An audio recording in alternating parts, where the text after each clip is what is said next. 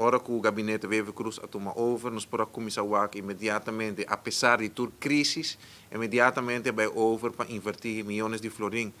Na 2019, 3,6 milhões a Bayadeng, 2020, 3,6 milhões e 800 mil florins mais. Para um total de 8 milhões de florins a worden invertir den RWZI, apesar de toda a crise.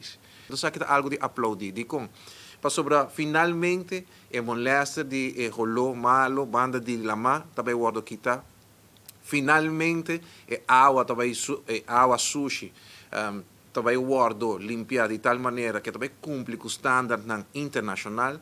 Finalmente, nós também temos planta que está 4 para 5 vezes mais grande de capacidade para processar a água sushi, mirando que agora que a planta bio apenas tem 4.500 cubos que é para processar, mas em realidade tem 9.000 cubos. Agora a água zero está jovem, está 2.000 cubos.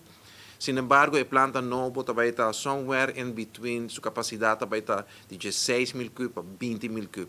Nós estamos aplaudir a decisão aqui, nós estamos aplaudir que por aí é uma solução também, como para financiar essa aqui. Não somente RWZI, Bubali Plus, planta nova, sino também tem uma manutenção estrutural. Isso aqui é algo bom para o povo, saco. Isso aqui não sucede nos últimos 52 anos.